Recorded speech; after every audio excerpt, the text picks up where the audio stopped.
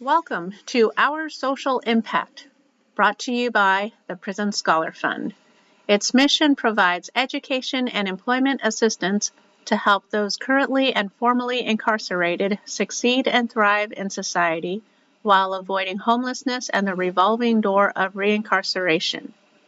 The PSF also advocates for reform in correctional education to increase opportunity for all. As a nonprofit, we rely on investments, volunteers, and are always looking for board members to champion our mission.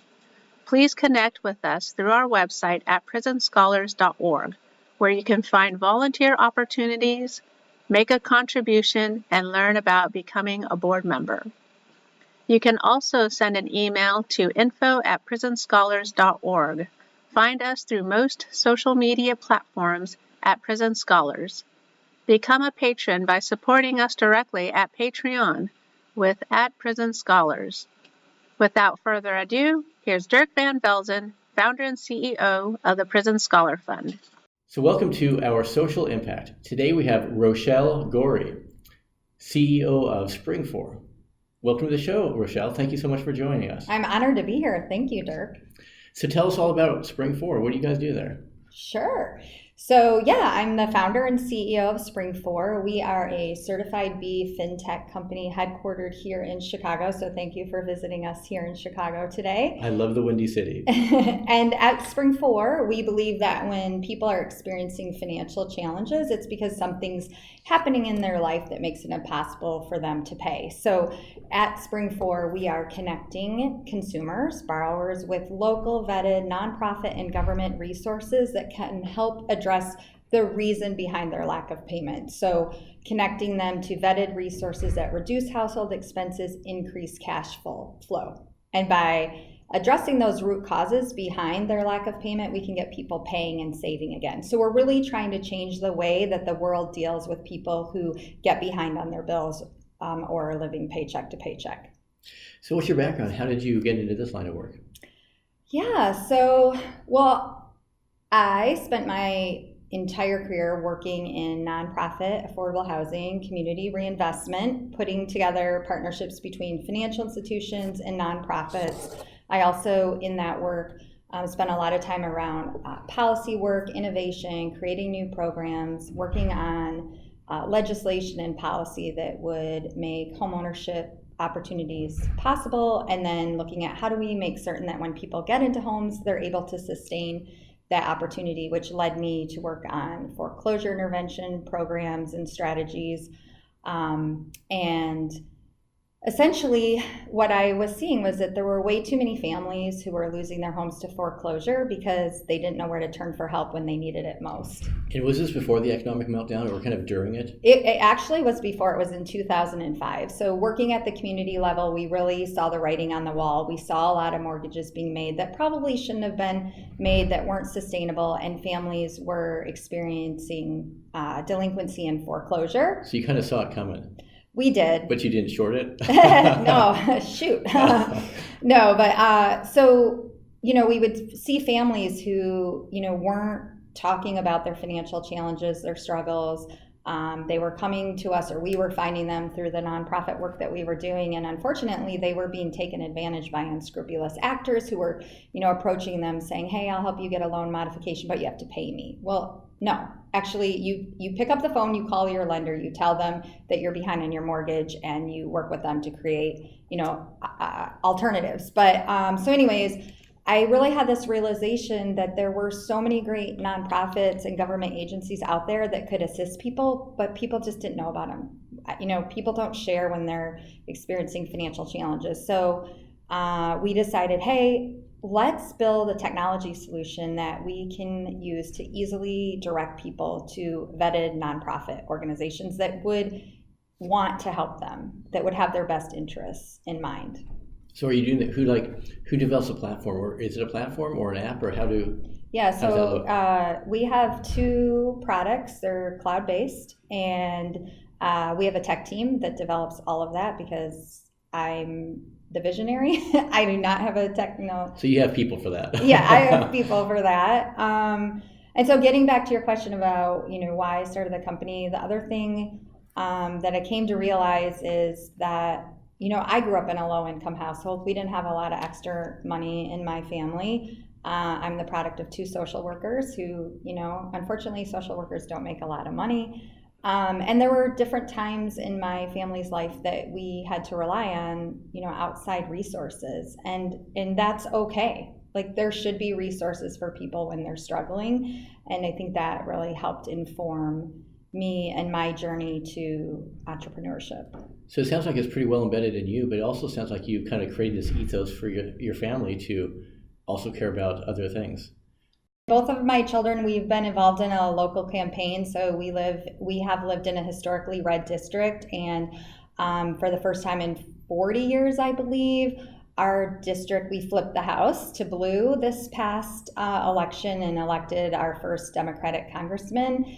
And both of my daughters worked on his campaign, and actually they were involved and volunteered on his campaign before I did, and they actually got me to get involved and work on the campaign. So we did a lot of grassroots campaigning, door knocking, stuffing envelopes. And what was that person's name? Congressman Caston, Shaun Caston. Okay. It's Illinois District 6, and he's doing a great job. And he is actually a huge climate change person. He was an entrepreneur as well, involved in the energy movement, and not a career politician. This is actually his first elected position, and he won, and he's doing some great things.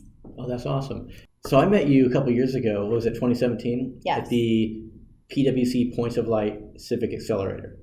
And how did that program work out for you? Because you won it. You came in first place, right? I did, yes. But that's not why I was a part of it. It was an amazing experience. I think there were 12 companies total, so including SpringFour that participated in it, and our challenge, or it was 12 companies that were working on financial health issues, and it was a really interesting, great program. I think one of the best things that came out of it was the interaction and the opportunity to learn from other founders of nonprofit and for-profit organizations, fintech companies. So I met you, which was great. And I remember the first day we had all stand up and introduce ourselves, and you stood up and said what you were working on. But then you said, and I was formerly incarcerated, and it blew me away. Oh, and by the way. Yeah. Well, yeah, we got a great story. We're trying to open up opportunity for other people. And kind of along those lines, we're really excited because one of our guys who was incarcerated for 17 years just got out under the First Step Act.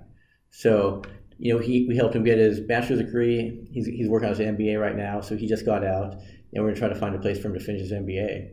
Amazing. That's so great.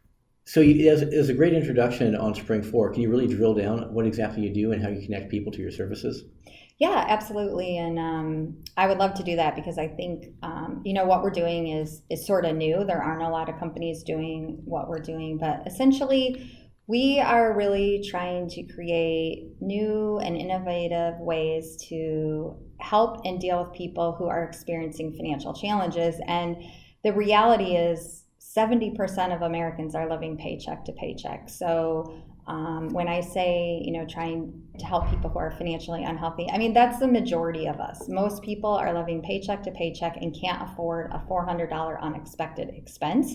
And so if you have something unexpected happen and you don't have any money in savings, it's really going to derail you and your financial plans or obligations. So essentially what SpringFour does is we have 2 products that are used primarily by the financial services industry, but also nonprofits and other fintech companies utilize us to help people when they can't pay their bills. So if you imagine somebody who's behind on their mortgage or their credit or their auto loan, they're getting calls from that lender or bank's collection agents.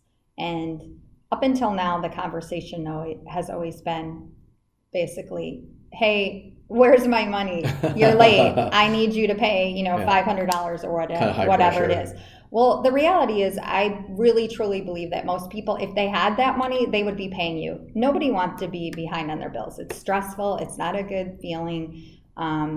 And so what we're doing is creating new ways of changing that conversation by equipping and arming those collection agents with SpringFour resources. So now when they make that call, or if you're calling in and saying I'm behind on my mortgage, the bank now can say, I understand you're having problems. Would you like resources? Would you like referrals to an organization that might be able to help you with your situation? What does that help look like that they get referred to? Yeah, great question. So we have built up a very vast database of nonprofit and government organizations in 30 different spending or service categories. So anything from heating and utility assistance to help reducing prescription drug costs.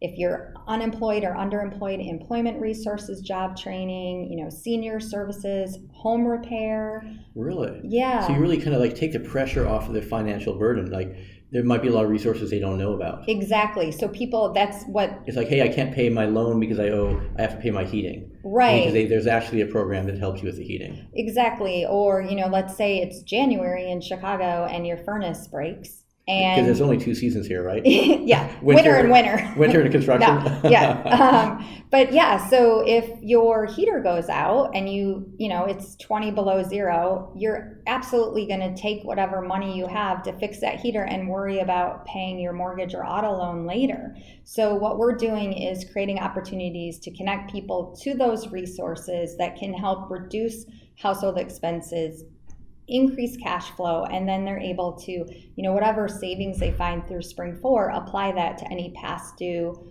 bills. And then hopefully we're getting people to a point where they've gotten back on track, and then they can begin to put money aside for savings. Maybe they never were able to really put money aside for savings. Now you take $25, $50 a month and contribute that to college, retirement, or just a regular savings fund. We're helping put people in a much better position, helping people to achieve financial health. And we're actually doing that because we've done some case studies with some of our clients, and they're seeing that repayment rates are increasing. The consumer is happy and loves their bank now because now the bank has assisted them in this time of need, and it wasn't what they were expecting. They're blown away by it. And so we're finding that not only are people catching up on their delinquent balances, they're even paying more. And, I don't think we have the hard proof on the why behind that, but I'll tell you why I think it is. It's because now they are really feeling great about that bank. They want to go that extra step and make it up and pay that obligation, so that we've moved that bill to the top of the pile. Interesting. Now, I know in Seattle we have a lot of people that are experiencing homelessness, and a lot of them are, like, as you mentioned, one paycheck away from being in a tough spot. Mm-hmm. So how does maybe homelessness tie into what you do here, or do you have a big problem with that in Chicago? I'm not really sure what your sure. Are. Yeah, absolutely. We have a huge homeless problem. We're not working at the front end of that, but I think hopefully our solution is helping prevent additional homeless. Ahead of time. If we can connect to resources that are alleviating that sort of crisis moment. And then, we connect people to housing and financial counselors as well. So the banks probably really like it because they're being paid back, and it sounds like maybe some of your clients might not be so financially savvy, so they might not know some of the instruments of the banks you can even have to offer them, retirement vehicles, things like that. Exactly, and our premise is, if we can help people on the front end. So this isn't just a delinquency or collection strategy as well. If you think about somebody who wants to get into home ownership for the first time, if you can help, again, reduce those household expenses, that means that they're going to be able to qualify for a mortgage maybe they couldn't have qualified for before, or qualify for a larger mortgage. And so that can go a long way to helping a person take advantage of those bank products. Or you address the issue in one area, now they're able to qualify for a better credit card or a different credit card or an auto loan that they wouldn't have been able to qualify for before. Sounds super amazing. So how do you monetize this? Who's got to pay for it? Oh, great question. So our revenue model is, so we are B2B to C, so we don't do any direct to consumer. So our customers are the banks, the fintech organizations. Hopefully one day an employer will use us to provide the same benefits to their employees that banks are providing to their customers. So they pay to use our technology. So they license our call center tool, and then we have another tool which is called SpringFour Direct or S4 Direct. It is usually co-branded. It sits on a bank's consumer-facing website, so their borrowers can 24/7 put in their zip code and find nonprofit and government resources that can help them. So it sounds like just on an online platform, there's a call center. Do you have some kind of chat agent too they can connect with? We don't. They're connecting directly with the bank's call center. So just to be clear, there's never, ever a cost to the consumer to access these resources. So from the very beginning, our idea was, we're going to create this product and we're going to get banks to pay for it to help their customers. And then the other thing is that we derive no revenue or earn any affiliate fees from any of the organizations that are in our database. We want to remain a trusted third-party source of information. And so we have a professional data team that works for SpringFour that's vetting and curating all of those resources. So we're really proud of our revenue model, and I think it differentiates us from a lot of organizations out there that, yes, they'll refer consumers to products and services, but they earn a fee from that. So how does the customer find out about you? Is it, if they might be in a financially tough spot, they go to the bank, see you on the bank's website, or do you have your own platform that they go to you first? Yeah, no. You have that education process. Yeah, no, we're not direct to consumer. So essentially it's available only through the banks that subscribe to SpringFour or, the nonprofits or the fintech organizations. So from like an entrepreneurial standpoint, talk about building the relationships with the banks, because that sounds like it's not an easy thing to do. It's not at all. It's getting easier the longer that we're around and the more banks that we bring on. And how long have you been around? And like kind of talk about that journey for establishing relationships for entrepreneurs. Yeah. So we started our company in 2005. So we're still referred to as a startup, but I suppose we're a little bit of an old startup. How you want to define the hockey stick? Yeah. But the thing is, I think, when we started our company, and I do have a co-founder, Dr. Michael Collins, he and I started it together. He's now a professor at University of Wisconsin-Madison and leads the Center for Financial Security there. But, we just saw this problem and we thought, hey, let's try and solve it. And I don't think I knew the term startup at the time. There certainly was not the term fintech. And so, we worked on this slowly. I would say it was sort of like a side project. And because he and I had both worked in affordable housing community reinvestment, we had relationships with banks and the mortgage servicing world. And I think I was naive. I thought, we're going to build this and we're going to present it to all these banks, and boom. And they're going to love it. And they're going to love it, and it'll be like super fast. Yeah. How long did it take you to get the first partnership? Well, I think about 3 years, but we had to build up the data. Yeah, and who's paying for all of this? Are you bootstrapping it, credit cards, and running it from your house? Yes, but super proud to say we bootstrapped it with only a $10,000 investment. Wow. We kept the credit cards out of it. Yeah. We never put anything on credit card, never got a line of credit, never got a bank loan. That's expensive money. Yeah, it is. So, but I think our idea was, well, we have to build this and then we sell it. And if you can't sell it, well, then you probably shouldn't be in business, right? So it's like old fashioned. We went and created something, and then, we knew it's valuable if somebody will pay us for it. So you did the MVP before the Lean Startup came out? Yes. Yeah, I didn't know. I had no idea about any of that. So, now we are so proud that we are working with some of the, major financial institutions in the country: U.S. Bank, BMO Harris, PNC, KeyBank. Really? Yes. Who's your first? Well, our first large bank was U.S. Bank. Okay. And that really helped put us on the map to other banks. As soon as one believes in you, then it kind of proves the concept. I think so. And then each additional bank that we bring on it, I find that it's getting easier and the sales cycle is getting shorter. And then, we've been fortunate enough to receive a lot of outside recognition and validation from the financial services industry. We've won some important awards. We won the 2015 Empowerment Award from the Promontory Financial Group. We were recognized by BAI Global Innovation for our partnership with US Bank. And then just this year, we're a finalist for their Global Innovation Award for Community and Societal Impact with BMO Harris Bank. In the spring, we were recognized by Lendit for our partnership with BMO Harris for the most innovative partnership of the year. So to be recognized by the financial services industry in that capacity has been huge. And we also have not raised any venture capital, so that's another differentiator for us. And to be recognized, I think, in that field and not having received VC is huge. So I know you're based in Chicago, but it sounds like once you partner with these national banks, you're actually national. Yeah, absolutely. So we have resources in 475 cities across the U.S. So we are really well positioned to work with large organizations who have a customer footprint across the U.S.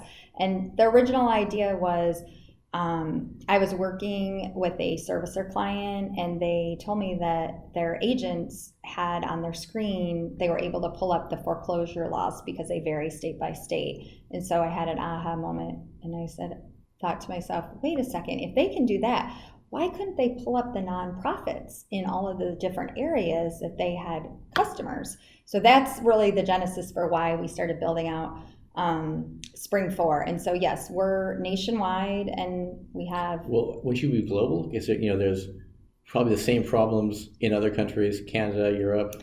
Oh, well, call me in 3 months and ask me that question, and I will have an answer for you. We're not international today. There's something coming. There is, and we're super excited about it because you're absolutely right. It is a global issue, and... So that's probably good for you. You're well positioned. We're well positioned, yeah. So it also sounds like, kind of walk me through how the customer gets engaged. So it sounds like there could be kind of a knowledge gap between maybe the person's at home struggling with these financial issues. How are they going to know that the bank has a door that could open and connect them with things that could help? Very good question. So I think there has been a shift in what's happening in that. Hopefully your listeners have heard this concept of financial health. It's becoming a little more widespread. And I think that the banks are looking to position themselves as leaders in financial health and wanting to help their borrowers and customers have better financial health. So we're seeing our clients messaging it out to their borrowers that, are you looking for ways to save? Do you need help? Do you need assistance? And so maybe they have some leading indicators as opposed to just running a bunch of Facebook ads. The banks know, or they probably have some kind of warning sign on, or maybe they don't. I mean, how do they know what somebody's income stress level is before it becomes a problem with repayment? Yeah, that's a good question. I mean, I think typically when they're engaging is when there is a payment problem, but what we're trying to do and have conversations with our bank partners about, how do you also do that before any of this happens? Because that's when you have the ability to probably impact and help the most, and then you don't see it on the delinquency side. But typically, it is arising when they see a missed payment. Yeah, and that's like when predictive algorithms are really helpful, but then you can kind of get in the creepy world of, the robot knows everything. Right. But the robot could help you avoid a train wreck. Yeah, absolutely. And I mean, banks know that. They know your balance. They know your spending patterns. I mean, they're either creating or in partnership with other fintechs to look at that and offer products at the right moment. So I do believe there is so much more that our bank partners or banks that we're not working with today could be doing with our technology to deliver SpringFour at just the right moment. Which is why it's important for you to be trusted. Yes. And,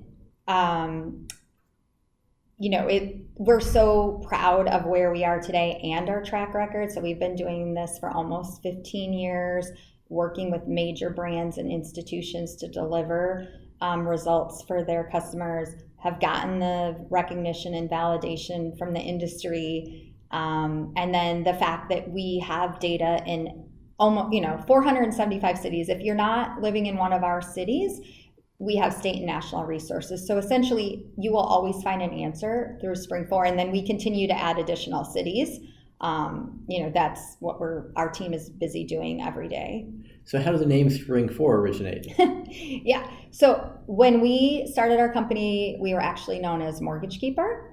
Not so sexy. Yeah. Well, so, we started only in the mortgage space. That was the problem we were trying to solve. We knew there were going to be all these delinquencies. We wanted to figure out a way to keep people in their homes. And so Mortgage Keeper made sense. But as we evolved as a company, we wanted a name that didn't clearly articulate what we did, because Mortgage Keeper sort of became a hindrance as we were talking in this other, more broader sphere of financial health. And then also, I would say 90% of the time when I told people the name of my company, they would say, "Oh, are you a mortgage broker?" I was like, "Oh my gosh, no." Because in the neighborhoods I worked in, mortgage brokers had a bad name. Yeah. So SpringFour came about because we wanted a name that was had a lot of positive connotations. So spring, you can look at two meanings, like spring is a new season, a rebirth, starting over. Or a boing. Exactly. Or spring, like the actual spring, into motion, and so SpringFour, and then four addresses our company principles, which is like for the number 4. Yeah, savings, impact, connections, and integrity. So how long did it take you? What was the creative process to come up with that? Well, first of all, any name that comes to mind, you have to see if the domain is available. So there were lots of names that were already taken. But really early on, spring was what we landed on, and then the 4 just kind of came about when we were thinking about what does our company stand for. Okay. Oh, so you mentioned impact. So impact's of course really important for nonprofits, also impact for-profits. So how do you measure your impact? And then do you have some great anecdotes of people that you've seen? Yeah. Did some talk to me about that. Okay. So in 2016 we became a certified B corporation. So there's about 2,800, maybe a few more now, of organizations worldwide. So only 3,000 organizations worldwide have a certified B status. And didn't we meet the guy that founded the B Corp? We did. And the Civic Accelerator, which was really neat. That's a fascinating model. Yeah. So and they talk about how do you become certified for a B Corp, as opposed to you got the S Corp, SPC, or certified SPC. There's a bunch of different things. Okay. I don't know about that, but what's interesting is, we've been social impact from the day we started. Our mission was always, how do we help the consumer? And I think if you look at our business model, you can see that, number one, we're trying to help somebody who is having difficulty. So, our revenue model is not based on making money off of a person who's already financially challenged. We're vetting and curating all of the nonprofits that go in there. We're not taking money from any of the organizations that are in there. And so we've always been impact focused. And then in 2016, we decided to go through the rigorous process of becoming a certified B corporation. It's not easy. Yeah, how do they decide if you pass the test? So you do an initial online assessment, and if you get a certain score, then it looks pretty not likely, but that you could qualify, and then you go through a process with the B Lab and their staff to look at all of your documents, and you're rated on social impact and environmental impact for your organization. There's a whole range of things as far as what's the discrepancy between your lowest paid worker and your highest paid worker. So in 2016 we became a certified B Corp. We're going through our recertification process right now. We're also going through the legal process of converting from an S Corp to a benefit corporation. Yeah, that's what I was talking about earlier. Yeah, and so, but is there a fee to pay for the B Corp? Yeah, it's based on your revenue size though, which is fair. And they've created this whole community of other companies that are like-minded. And I think for us, it's a great differentiator. I think there's a lot of fintechs that have raised a lot of money that their revenue model is to charge the consumer. That's not a bad thing, but for the population we're trying to serve, I don't think that that's really the right business model. So to us, it tells our customers in the world that we are focused on impact, and we're going to stay true to our mission of helping people, and our business practices are always going to be aligned to that. So how do you measure the impact, though? Oh yes. Yeah. How do we measure? We just went on a rabbit hole of B Corps. That's cool. Yeah. Well, we're measuring our impact by collecting customer stories. So, people stories about how SpringFour has helped them, the number of referrals that we make in the categories that we make. So we made over 1 million, almost 1.5 million referrals last year. So connecting people to those nonprofits. And then, we're working with our customers to really understand how SpringFour is impacting not only their business, but their customers. And then the other great thing that we're starting to measure and show is the impact that we have on the employee that's using our tool. So interesting. Never really thought about that, but that's a mental stress when you're going through all that stuff. Well, so when you're working in collections, you got to imagine it's not the most fun job, calling people that are already stressed and can't pay you and saying, where's my money? When are you going to pay me? They can be aggressive too. Yeah. And so we're really proud of the fact that we're changing the tone in the conversation. And we survey the employees using our tool, and they absolutely love it, because now we've empowered them to be empathetic, and we've given them something to talk about and share with that customer who's struggling, and they feel better about their job, and they believe that they're able to provide better customer service. And the thing is, it's not rocket science, right? I mean, how is it that we've gotten to 2019 and for the most part, collection strategies are the same that it's always been? Where's my money? Or when is it going to be here? But the reality is, if we don't help connect people to solutions and resources that can help them get back on track, they're not going to get back on track. I mean, people are living paycheck to paycheck. Lots of things happen that get in the way of that cash flow. So we need to start changing the conversation. And when we do, we see results. So I don't know if you can answer this question, but it kind of talks about the structure of this entire process. Like, how do banks view how much it's worth to get $1 back? If that makes any sense. And like, at what point do they just write it off, or at what point is it worth pursuing through collections? And also, I guess the second part to that is, it's one thing to help somebody that's in default get back into compliance, but then how do you value keeping someone from not falling into default in the first place? Because it's kind of predictive. This person would have not paid you back if we didn't step in and open up resources. Yeah, so I don't think it's they wouldn't have, it's when would they have paid you back, right? So if you can address the situation sooner and give them real resources that result in tangible next step, then they're going to get back on track with their payment. So that's one part of your question, which there was multifaceted. So now I'm trying to understand if I even have the knowledge to answer that question. How banks just, they've engaged you because you're saving them money, but how do they view it? Well, when we have the opportunity to present it to them, what we're doing and how we can deliver ROI for them, they respond. In fact, a lot of times the first thing we hear is, well, this is a no-brainer, because it costs more to service a delinquent loan than it does a loan that's current. Yeah, absolutely. And so we can help change that dynamic. And when we do so, they have the opportunity to save a lot of money with SpringFour. So you talked about the 1 million referrals you've already kind of used. Do you have any individual stories? It sounds like you're kind of pretty far removed from the consumer, or do you get to know some people that you really helped?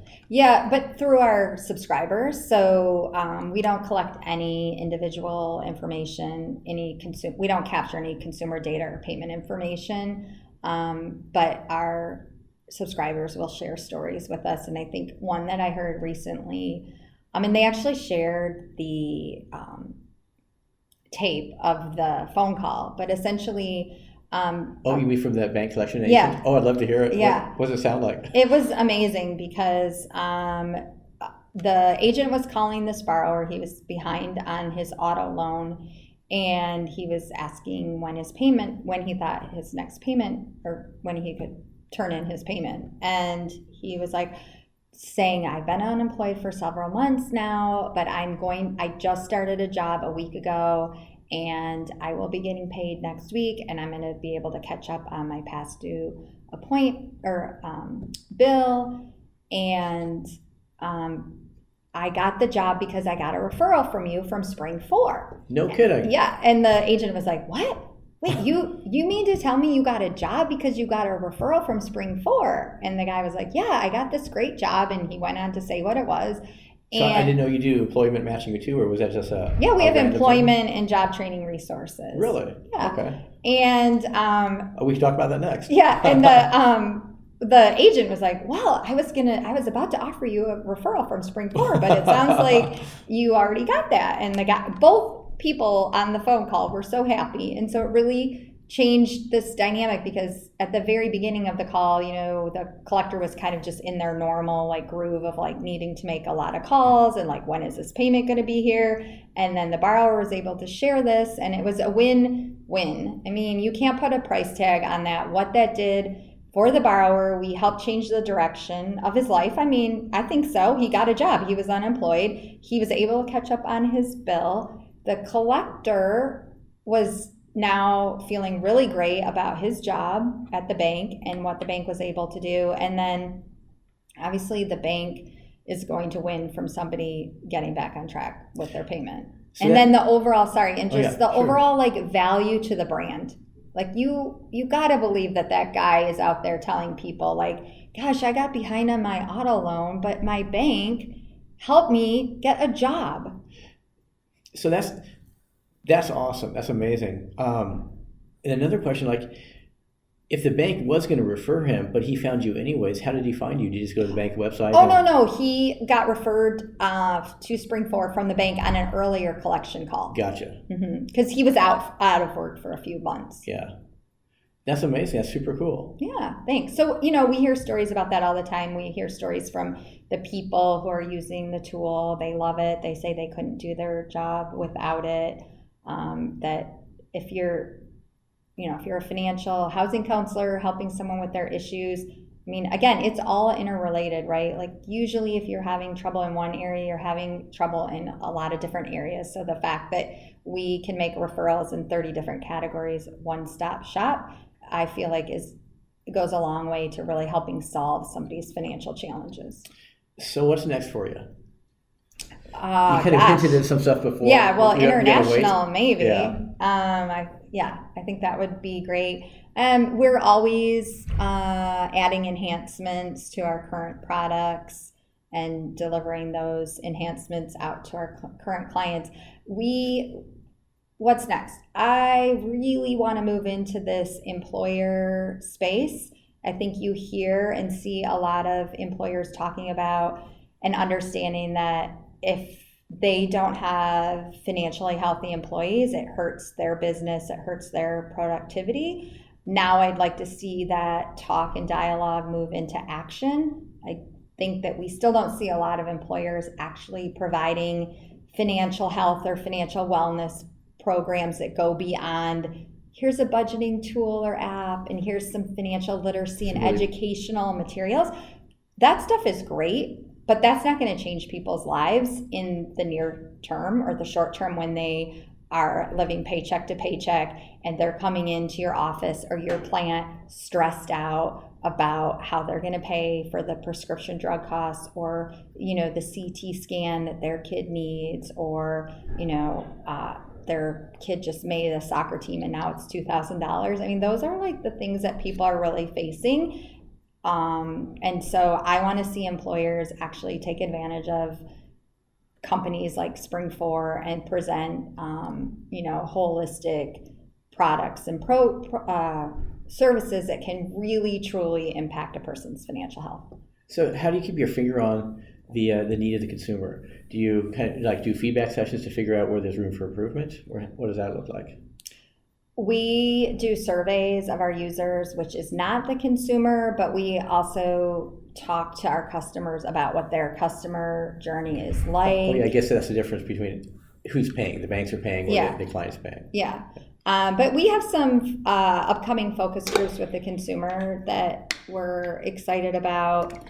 I think, too, it helps to come from a place of neighborhood and community. So I was working in the neighborhood level in the communities, seeing what was going on, and I think that has been instrumental in like how we've developed our products and just talking with our users continuously about how they use it, what kind of needs they're seeing. We really try to stay on top of market trends, so looking at what are the challenges that consumers are facing. So the last few years we spent a lot of time really increasing the resources around high medical care costs, prescription drug costs, because that is something that almost every American is facing and is one of the number one reasons why people experience financial challenges or can't pay their bill. It's because they had an unexpected medical care cost.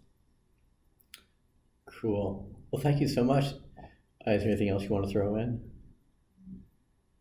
I don't think so. Yeah. This was great. I really enjoyed having the opportunity to see you again and connect with you. It's great to catch up. Rochelle Gorey, thank you. SpringFour, thanks for making the world a better place. Thank you so much. All right. That was great.